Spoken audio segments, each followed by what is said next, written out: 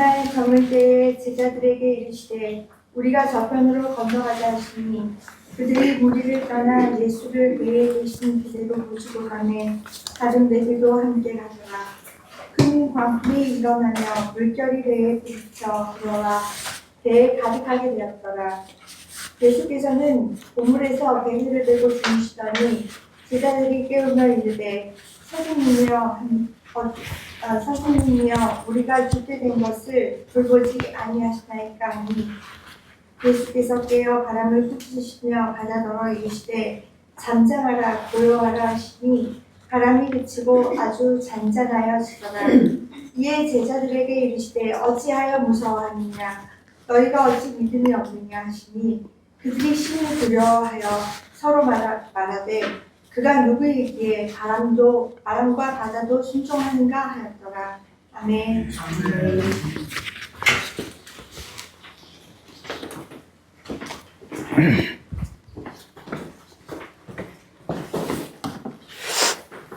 네, 저희 기도하고 함께 하나님 말씀 나눈 시간 갖도록 하겠습니다. 할렐루야. 만화의 왕 되시며 만군의 주 되시는 주 여호와의 이름을 높이 올려드리길 원합니다. 주님의 시간 가운데서도 주님 만화의 왕 되시며 만군의 주 되시는 주 여호와의 영광에 합당한 존귀와 영광과 경배와 찬송이 오직 여호와께로만 돌려지게 하여 주시옵시고 주님께서만 모든 영광을 홀로 받으시는 역사가 하나님 이 땅의 교회들과 이 땅의 모든 예배와 이 땅에 주님을 믿는 모든 성도들의 삶으로부터 주님 앞에 금대접의 향기로운 제사를 올려드려지는 예배가 드려지도록 주님 역사하여 주시옵소서. 주님 예배가 드려지는 곳마다 주님의 성령으로 임하시고 강림하시고 주님의 계시의 영으로 임하여 주심으로 말미암아 우리의 심령 가운데 필요한 하늘의 만나로 먹여 주시옵소서. 이 시간 주께서 이렇게 임하시기를 간절히 간구하고 위탁드리오며 우리 주 예수 그리스도의 이름으로 기도하였습니다. 네.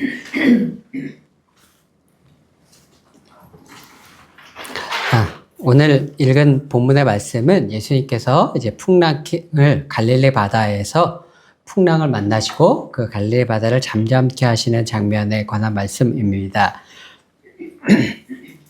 근데 이 풍랑과 바다의 이 장면을 이해하기 위해서는 우리가 성경에 등장하는 바다가 어떠한 의미를 가지고 있는지를 우리가 이해를 좀 해야 됩니다. 성경에 바다가 어떠한 의미를 가지고 있는지를 찾아보면은 먼저 창세기의 1장 1절에 천지창조를 시작하실 때부터 바다가 등장을 합니다. 바다가 하나님께서 천지를 창조하시기 전에 흑암이 있었고 물이 바다가 땅을 덮고 있었죠. 바다 그 어둠과 공허와 무질서와 혼돈이 있는 곳에는 물리적으로는 바다가 그곳을 덮고 있었습니다. 그런데 하나님께서 천지를 창조하시면서 어떤 일이 일어났냐면 바다가 갈라지고 묻이 드러나는 일이 일어났습니다.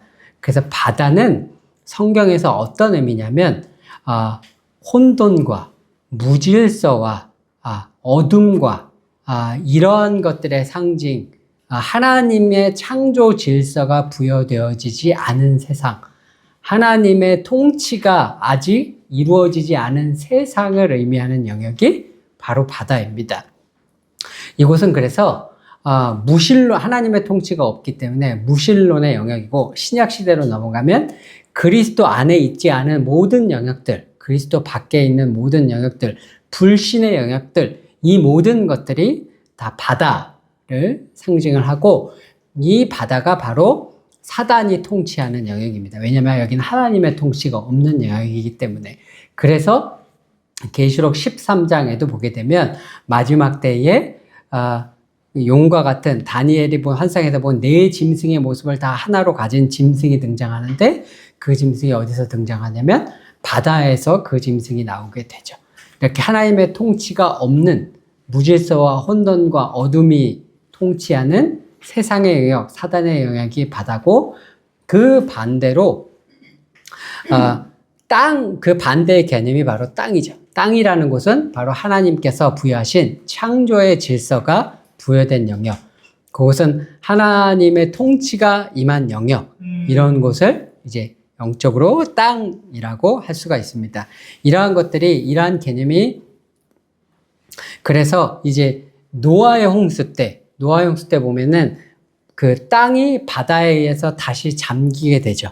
그것은 무슨 의미냐면 하나님께서 부여하신 하나님께서 만드신 창조의 역사가 다시 천지 창조 이전의 역사로 되돌아갔다는 것을 의미합니다. 하나님께서 천지를 창조하셨는데 이 창조하신 세계를 다시 창조 이전에 어둠과 혼돈과 무질서가 가득한 세상으로 되돌리셨다는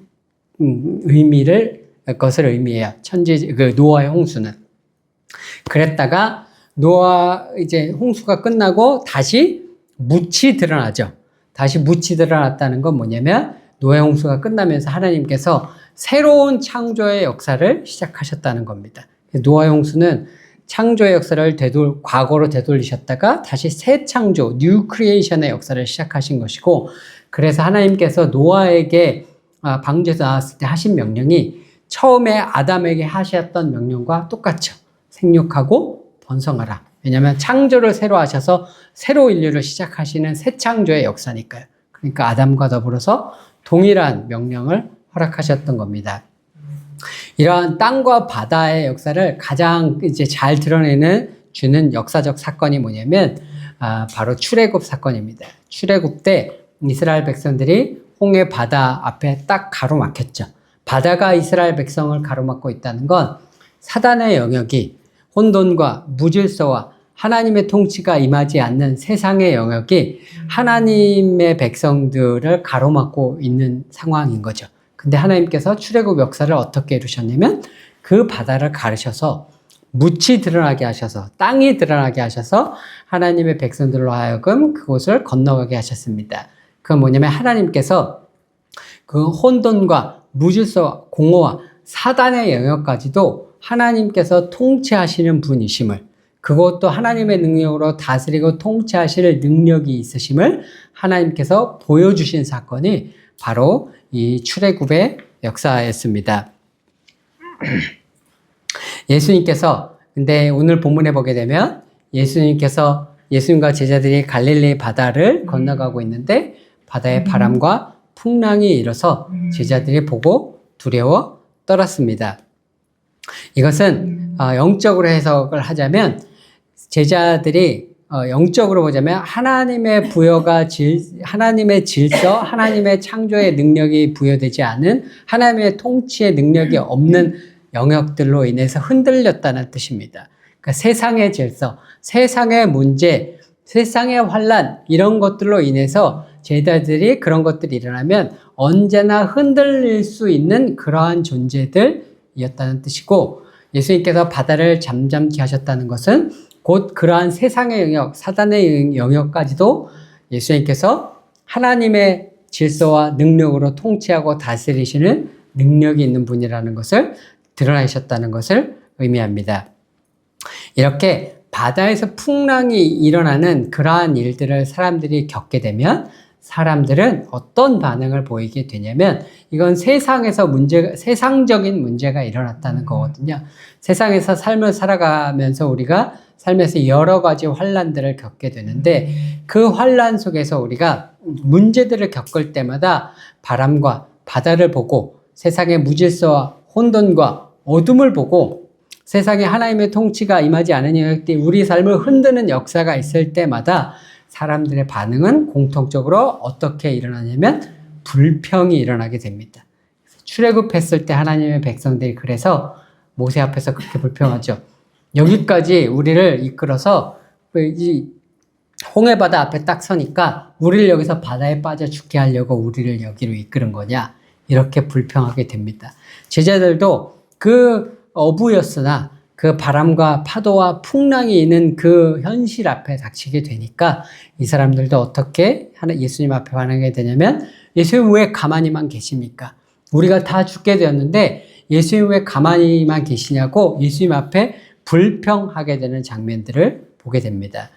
우리가 우리 삶에서 여러 가지 문제들을 만나게 될 때, 우리 삶에서 바다와 바람과 풍랑을 만나게 될 때 우리가 이렇게 불평을 하게 됩니다. 근데 이 불평이라는 것은 사실은 문제로 인해서 우리의 환경으로 인해서 일어나는 것 같고 우리의 문제, 우리의 환경에 대해서 불평하는 것 같지만 사실 우리가 이 환경에 대한 불평이 일어나는 이유는 하나님을 향한 신뢰가 없기 때문에 일어나는 겁니다.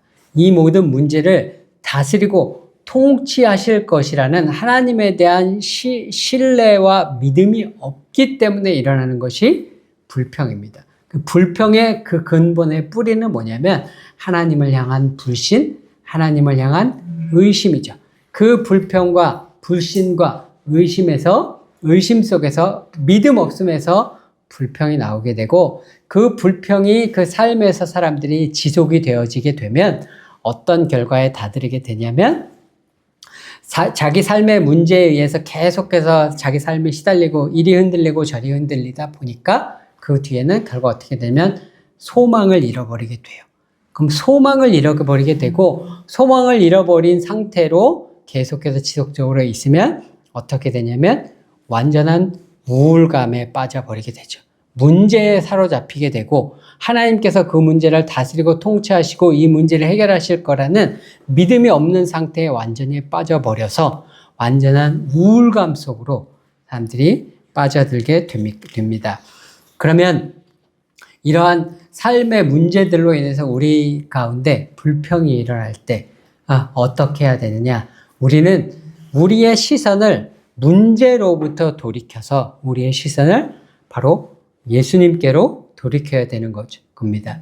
그래서 이 문제가 중요한 것이 아니라 우리의 능력이 되신 하나님께서 우리의 구원이 되신 예수님께서 이 바람도 파도도 풍랑도 이 바다도 잔잔케 하실 수 있는 분임을 믿고 믿음을 가지고 그 문제에게서 우리의 눈을 돌려서 예수님 앞으로 나아가서 그 예수님 앞에 믿음의 고백으로 주님, 주께서 이 바다도 잠잠케 하시고 이 풍랑도 잠잠케 하시고 이 바람도 잠잠케 하시는 그러한 만유의 구주와 권세와 능력을 가지신 하나님이신 것을 내가 성경을 통해서 알았사오니 내 문제 가운데서도 하나님께서 이 나의 삶 가운데 일어나는 이 풍랑과 바다와 이 문제들까지도 예수님께서 잠잠케 하실 줄로 믿습니다. 라고 믿음으로 하나님 앞에 나아가야 하는 것이 바로 마땅히 우리가 해야 될 믿음의 자녀로서의 가져야 할 믿음의 자세입니다.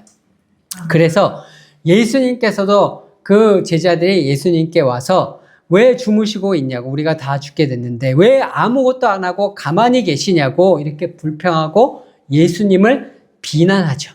그 불평하고 예수님을 비난하게 될 때에 예수님께서 하신 말씀이 이거였습니다. 어찌하여 이렇게 무서워하느냐? 너희가 어찌 믿음이 없느냐? 이렇게 바다와 바람과 풍랑이 일고 문제가 우리 삶을 사로잡을 그때에도 예수님께서 찾으시는 사람은 이러한 바람과 바다와 풍랑에 사로잡혀 두려워 떨고 문제를 바라보고 불평하고 하나님을 비난하는 자가 아니라 그 상황 가운데서 또 그 바람과 파도를 잠잠케 하실 그 능력의 예수님을 믿고 예수님 앞에 나올 믿음이 있는 사람을 예수님은 찾으셨던 겁니다. 그런데 그런 제자들 가운데도 그런 사람들이 없었던 거죠. 이러한 삶의 풍랑과 바다와 이 문제들은 개인적으로 우리 삶 가운데서 일어나기도 하지만 동시에 시대적인 문제로서 발생하기도 하고 또는 민족적이고 국가적인 문제로서의 바람과 바다와 풍랑과 같은 사건이 발생을 하기도 합니다. 저희가 작년 12월에 우리나라에 이제 계엄 사태가 있었고 지난 6개월간 커다란 풍랑과 파고와 같은 사건을 우리 대한민국이 겪었습니다. 그러다가 이제 지난주에 대통령 선거를 통해서 우리가 새롭게 이제 대통령이 당선이 되었습니다. 뉴스를 보니까 대부분의 뉴스의 논평이나 이런 것들이 이제 지난 6개월간의 거친 풍랑과 같은 이 격동의 시기를 한국이 지난 6개월 동안 거쳤는데 격동의 그 시간들이 이제 대통령 선거를 통해 새로운 대통령을 뽑았으니까 이제 마무리되었다. 이렇게 뉴스의 논평들이 제가 이제 BBC 뉴스나 이런 데 보면 해외에서들 그렇게 평가를 이제 하더라고요. 근데 제가 대통령 선거가 있고 나서 미국의 워싱턴 DC에 전략국제문제연구소 CSIS라는 연구소가 있습니다. 근데 제가 이제 국제정치대학원에서 전공을 했으니까 이제 이쪽에 보고서나 홈페이지나 이런 데를 가끔 들어가서 봐요. 한국 대통령 선거가 있고 나서 이 한국의 대통령 선거에 대해서 어떻게 이제 논평이 이제 여기서 나와서 이제 그거를 제가 조금 봤습니다. 근데 거기 이제 빅터 차 교수라고 예전에 코넬대 국제정치 전문가이면서 이제 이분이 코리안 아메리칸이거든요. 근데 한국 문제 전문인 이제 국제정치 전문가인데 특별히 미국의 한반도 정책에 대해 이제 전문가이신 분입니다. 이제 그분이 아마 지난 여러 차례 여러 정권에서 미국에서 외교 문제에 조언을 하고 국무부에서도 근무하고 계셨던 걸로 압니다. 이제 그분이 쓰신 글을 보니까 그분이 이렇게 쓰셨더라고요. 새로운 대통령의 당선으로 탄핵은 끝났지만 대한민국의 위기는 이제 시작이다. 탄핵의 끝에서 위기의 시작으로 들어갔다. 대한민국은 김대중 정부 이후 가장 중대하고 어려운 과제를 안고 출발하는 그런 출발선상에 섰다라고 이렇게 쓰셨습니다. 이분이 이렇게 한국이 어려운 위기 가운데 지금 있다라고 평가하는 이유는 여러 가지가 있을 것 같습니다. 제가 보기에도 한국의 경제 상황이 지금 녹록지가 않은 상황이죠. 지금 한국의 올해 우리 경제 성장률이 0.8%, 예측 경제성이 0.8%인데 이 수치는 IMF 이후에 가장 낮은 수치입니다. 그런 상황에서 이제 미국 정부에서 이제 계속해서 관세 문제로 인해서 한국 경제가 앞으로 수출로 먹고 사는 이 나라가 어떻게 이 문제에 대처해야 될지가 굉장히 어려운 상황 가운데 있죠. 근데 새로운 대통령이 실용적인 외교 정책을 펼치겠다. 그래서 박정희 대통령의 정책이든 김대중 대통령의 정책이든 실용적인 정책을 펼치겠다. 이렇게 선언을 하셨습니다. 그래서 이 부분에 대해서 대부분의 이제 전문가들이 아주 긍정적인 평가들을 이제 하신 것 같아요.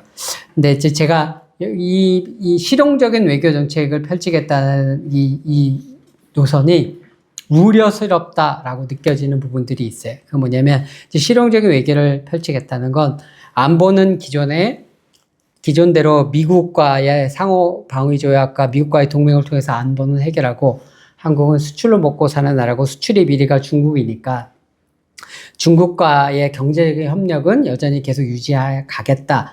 이런 얘기로 저는 이제 이해가 됐거든요. 근데 문제는 우리가 아무리 그런 정책을 가지고 나가겠다고 해도 한국은 강대국 사이에 낀 약소국이라서 우리가 그런 정책을 하겠다고 해도 우리 마음대로 할 수 없는 게 한국의 입장이거든요.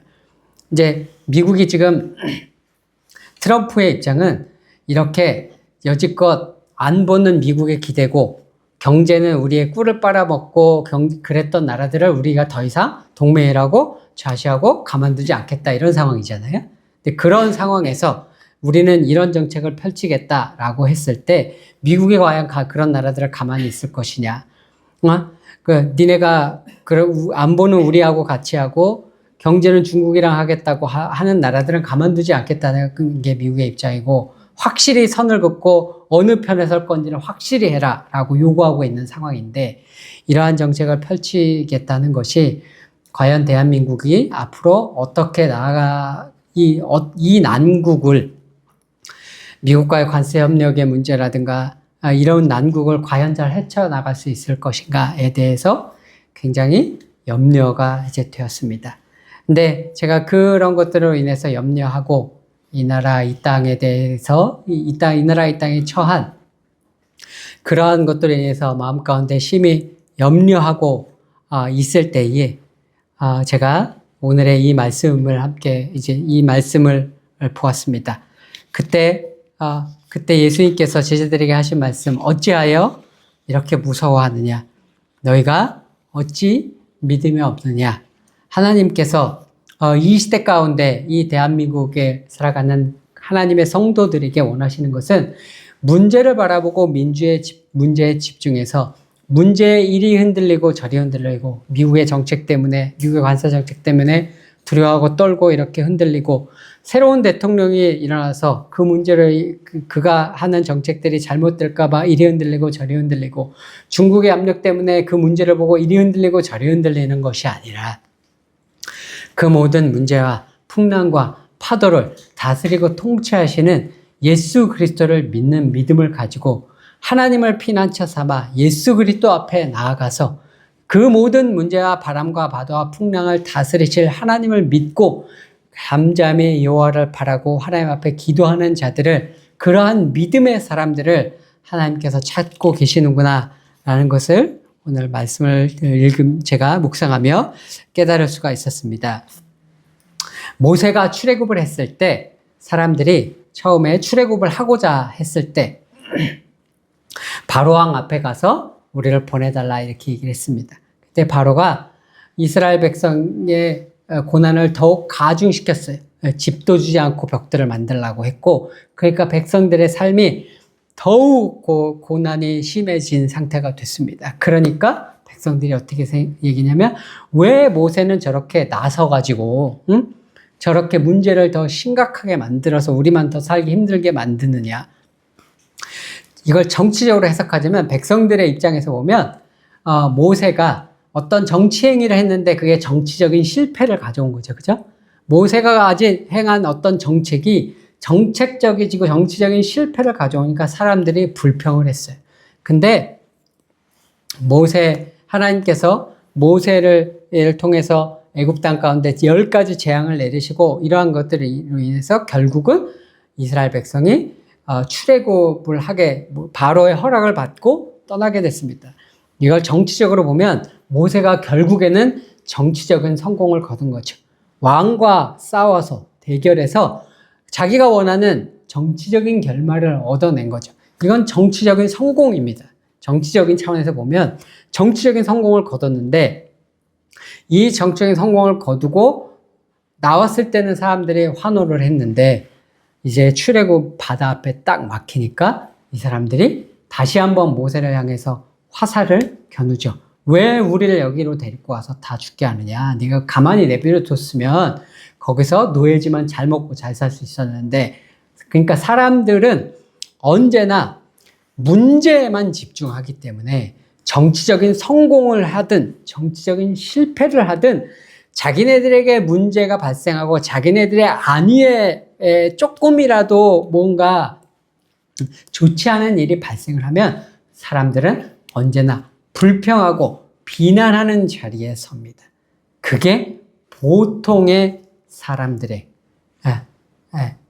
그 문제에 대한 반응이죠. 그건 크리스찬들이라고 다르냐? 크리스찬들도 똑같아요.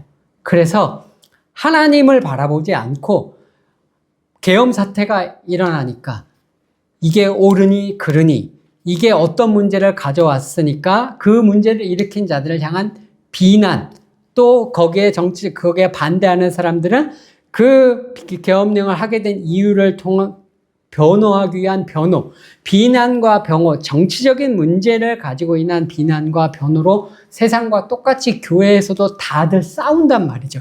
세상과 똑같은 레벨에서 믿음 없이 문제만을 바라보고 문제 속에 매몰되어서 이리 흔들면 이리 흔들리고 저리 흔들리면 저리 흔들리는 그 세상의 문제에 휩쓸려서 불평하고 비난하는 그 속에 교회도 똑같이 빠져들어갑니다. 그런데 오늘 예수님께서 하시는 말씀은 어찌하여 이렇게 두려워하느냐? 어찌하여 이 바람과 파도와 풍랑 때문에 이리 흔들리고 저리 흔들리고 두려워만 하느냐? 어찌하여 너희 가운데는 믿음이 있는 자가 없느냐? 그 바람과 파도와 풍랑을 만들고 다스리고 통치하시는 하나님을 향한 믿음, 예수님을 향한 믿음, 그분을 향한 능력에 대한 믿음을 가지고 하나님 앞에 잠잠히 주의 능력을 바라보고 기도하고 주께서 이것을 다스리고 통치하실 것에 대한 믿음을 가지고 여호와 하나님 앞에 나오는 자가 없느냐라고 믿음을 가진 자들을 찾으시는 것을 볼 수가 있습니다. 이스라엘 백성이 출애굽 앞에 출애굽하고 그 홍해 바다 앞에 서서 우리가 다 죽게 됐다. 왜 우리를 여기로 데리고 와서 이렇게 만들었냐라고 모세를 비난했을 때 모세가 이스라엘 백성에게 이렇게 말을 했습니다. 여호와께서 너희를 위하여 싸우시리니 너희는 가만히 있을지니라. 그 홍해가 가로막고 있는 그 상황에 그리고 뒤에는 애굽의 군대가 마차와 칼을 들고 쫓아오고 있는 그 상황 가운데서 단 한 믿음의 사람, 모세라는 믿음의 사람이 있어서 모세가 백성들에게 이야기를 하기를 여호와께서 너희를 위하여 싸우시리니 너희는 가만히 있을지니라. 이렇게 이야기를 했습니다. 시편에 보게 되면 시편에 여호와를 앙망하는 자에게 이 말 복에 대한 말씀이 많이 나옵니다. 여호와를 앙망한다는 것이 영어로 보면은 단순히 그냥 wait for예요. 여호와를 기다린다는 거예요. 여호와를 기다린다는 게 무슨 말이냐면 하나님께서 행하실 것을 기대하고 하나님 앞에 잠잠하게 하나님의 역사를 기대하고 기다린다는 뜻입니다. 근데 우리가 흔히 이런 말들을 많이 하거든요. 어떤 문제가 있을 때 교회에서 우리 하나님 앞에 기도합시다. 이런 이야기를 하게 되면요. 거기에 반대하는 사람들이 있어요. 어떤 논리로 우리 하나님 앞에 기도합시다 라고 할 때 그분들이 반대를 하냐면 어떻게 기도만 하고 있을 수 있느냐. 상황이 이런데 어떻게 우리가 아무것도 안 하고 기도만 하고 있을 수 있느냐라고 하나님 앞에 기도하자고 하는 것들에 대해 반대를 하고 이 사람들은 우리가 무언가 행해야 된다, 액션을 해야 된다, 세상에 나가서 무언가 활동을 해야 된다라고 이야기를 합니다. 근데 이 사람들이 기도만 하는 것은 기도만 하고 있을 수 없다. 그러니 우리 무언가 행동을 취해야 한다라고 하는 그 사람들의 근간에 그렇게 주장하는 그 주장의 뿌리는 뭐냐면 기도는 상황을 바꿀 수 없어 라는 믿음이 있는 거예요. 기도만 해가지고서는 이 상황은 결코 바뀌지 않아 라는 믿음이 이 사람들에게 있기 때문에 기도를 통해서 하나님께서 역사하셔서 하나님께서 상황을 바꿀 거라는 믿음이 없기 때문에 무언가 나서서 어떤 액션을 취해야 한다고 생각을 하는 거예요. 근데 우리가 잠잠히 하나님 앞에 무릎을 꿇고 기도했을 때 하나님께서 이 문제의 주관자 되어주셔서 하나님께서 이 문제를 다스리시고 통치하시고 역사하시고 바람과 파도와 풍랑도 잠잠케 하실 것이라는 믿음이 있는 사람은 내가 가서 어떤 나의 능력으로 어떠한 일을 행하고 사회적인 반영을 일으킬 수 있는 나의 능력으로 무엇을 하는가 보다 잠잠히 아무도 보지 않는 골방으로 들어가서 잠잠히 여호와를 기다리고 여호와를 앙망하고 하나님 앞에 기도하며 하나님 여호와께서 친히 역사하여 주시옵소서. 우리의 힘으로는 할 수 없는 일이오니 여호와께서 역사하여 주시고 여호와께서 친히 싸워 주시옵소서 라고 기도하는 자들은 그 골방 가운데 기도하는 자들이 실상 정작 기도가 가장 큰 우리의 힘과 무기와 하나님을 움직이는 무기라는 믿음이 있는 자들이기 때문에 그들은 아무도 보지 않는 골방으로 들어가 하나님 앞에 기도하는 자리에 서는 것입니다. 그렇기에 우리가 이런 사람들을 뭐라고 부르냐? 그런 사람들을 기도의 용사들이다 라고 우리가 부르는 겁니다. 이스라엘 백성들이 마침내 믿음의 사람 모세의 그 믿음을 통해서 홍해가 갈라지는 역사를 경험하고 홍해를 건너 홍해 건너편에 당도를 했습니다. 그리고 다시 그 바다가 잠겨서 그 뒤에 쫓아오던 애굽의 군사들이 모두 수장되는 것을 눈으로 목도했습니다. 그러자 그 홍해 건너편에 와서 이 사람들이 이 홍해 건너편에 들어온 사람들을 어떻게 성경이 이야기를 하고 있냐면, 이스라엘이 여호와께서 애굽 사람들에게 행하신 그 큰 능력을 보았으므로 백성이 여호와를 경외하며 여호와와 그의 종 모세를 믿었더라.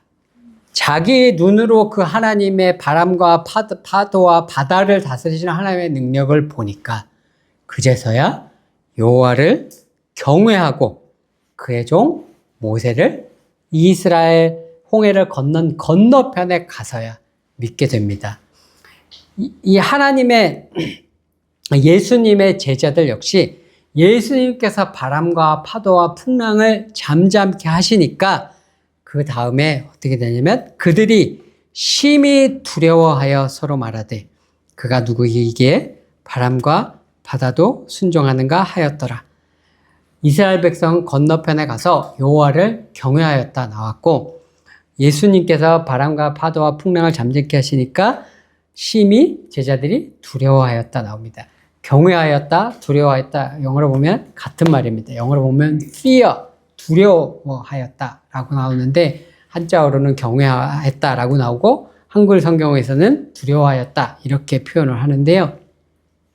이것은 단순히 무서워했다는 표현입니다. 하나님을 경외한다는 것은 단순히 무서워했다는 게 아니에요. 우리 경외가 훨씬 더 적합한 표현인 것 같습니다. 두려워했다보다. 우리가 공경할 경자를 쓰잖아요. 하나님의 능력을 보았더니 이제 그 하나님의 능력이 얼마나 놀랍고 대단하신 분인지 그 하나님의 능력을 깨달아서 하나님이 이렇게 위대하신 분이구나라는 것을 그제서야 깨닫고 알게 되어서 그 하나님의 능력과 그 하나님의 위엄과 그 하나님의 존귀와 그 하나님의 존재 자체에 합당한 영광과 경배와 찬송과 감사를 드리기에 합당한 자리에 선 것을 뭐라고 얘기하냐면 그것을 경외라고 표현을 합니다. 그 모세라고 하는 그 믿음의 사람을 통해서 이스라엘 백성은 마침내 하나님을 경외하는 자리에 서게 되었습니다. 오늘 하나님께서 이 땅 가운데, 이 땅이 격동의 6개월의 그 격동의 시간을 겪었고, 또 이제 새로운 정부와 더불어서 이 땅이 또 어떠한 풍랑과 같고 어떠한 바람과 바다와 풍랑을 겪을지 알 수 없는 이러한 시대 가운데 접어드는 가운데 있습니다. 그런데 이 시대 가운데 이 나라가 어떠한 풍랑과 파고를 겪는다 할지라도 하나님께서 이 시대 가운데 찾으시는 사람은 그 문제를 가지고 세상과 똑같이 누구는 그 문제를 일으킨 자가 누구인지를 비난하고 불평하고 누구는 그들을 변화하려고 하는 그 세상의 문제에만 집중해서 문제만 바라보고 그 문제 가운데 빠져들어서 이리 흔들리고 저리 흔들리는 세상과 동일한 자리에 서는 것이 아니라 모세와 같이 너희는 가만히 있어 잠잠히 여호와를 바라볼지어다 라고 이야기할 수 있는 그 믿음의 사람을 하나님께서 오늘도 우리 가운데 찾으시는 줄로 믿습니다.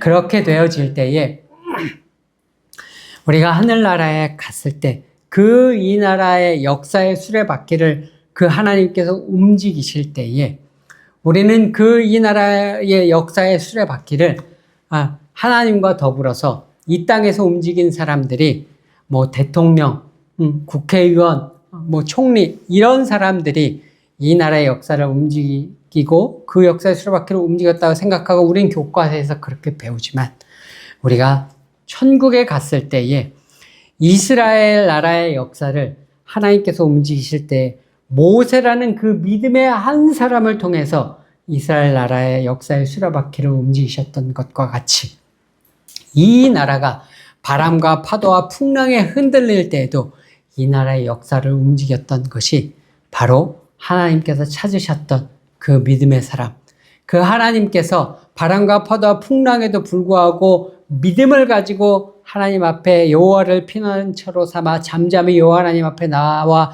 여호와께서 이 나라를 이끄실 분임을 믿으며 하나님 앞에 기도했던 그 믿음의 사람들이 이 나라의 역사의 수레바퀴를 움직이는 사람이었음을 우리가 천국에 가서 그때 가서는 그것을 깨닫게 될 것이라고 믿습니다.